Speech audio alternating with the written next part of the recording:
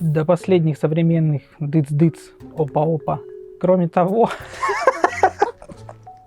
всем привет, меня зовут Алексей Логофеди, я работаю композитором в компании Black Caver Games. Думаю, это совсем не обязательно. Композитору скорее нужно желание и творческая мысль. Если музыка пробуждает эмоции, заставляет игрока вернуться к тому месту, откуда начал звучать саундтрек, значит музыка написана правильно, значит я двигаюсь в нужном направлении.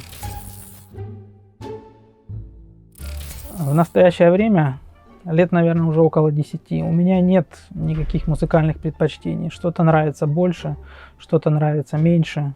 Я слушаю разножанровую и разнохарактерную музыку, как от мировой классики, так и до последних современных дыц-дыц, опа-опа. В большинстве случаев я слушаю музыку не как фон. Любое прослушивание для меня — это часть моей работы. Конечно, это необходимо в нашем деле, ведь в спорах рождаются хорошие композиции. Как говорится, одна голова хорошо, а в нашем случае это уши. А в нашей команде этих ушей не одна пара, не две, а больше. И все музыканты хорошего высокого уровня, поэтому мы советуемся, учимся чему-то друг у друга. В общем, получается, я считаю, неплохо. И в результате рождаются, я считаю, неплохие музыкальные треки. Если говорить конкретно о саундтреках к видеоиграм, то мне нравится, как пишут японцы. Есть такой композитор Япенг. Он написал, один из композиторов, он написал музыку к игре Genshin Impact. Я считаю, великолепная музыка, когда играешь, просто врастаешь в игру и не хочется выключать. Еще одна японка, Монако Китаока, тоже очень классный композитор. Она написала саундтреки к последней Зельде, Легенде о Зельде. Ее музыку я, допустим, слушаю и просто за рулем по дороге домой или на работу. То есть мне нравится слышать ее не только как саундтрек, но и отдельную композицию. Ну как, сейчас же не 17-18 век, когда творили великие Бах, Моцарт с помощью пера и чернила. Сейчас все проще. Написал нотку, послушал, понравилось, оставил, не понравилось, стер. Вот еще совсем недавно, лет 15 назад, когда я учился в университете и писал дипломную работу, в дипломной нужно было все написать ручкой, карандашом запрещалось. Это было просто очень сложно сделать, потому что где-то поставил одну длительность неверную, либо какой-нибудь штрих неверный, все, лист на выброс, все переписывать. Времени уходило очень много. Слушать разножанровую и разнохарактерную музыку и побольше.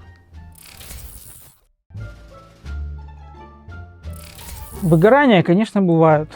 На сегодняшний день справляюсь с ними достаточно просто. Не слушаю несколько дней инструментальную музыку, наверное, классику.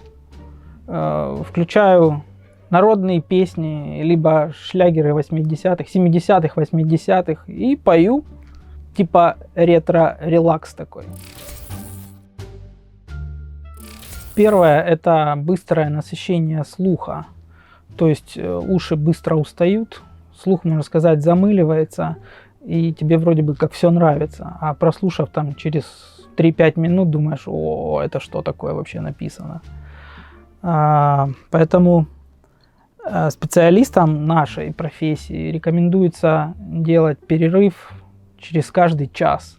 А спустя 3-4 часа работы через каждые полчаса. И перерыв не обязательно должен быть там каким-то огромным. Достаточно 3-5 минут, чтобы уши отдохнули.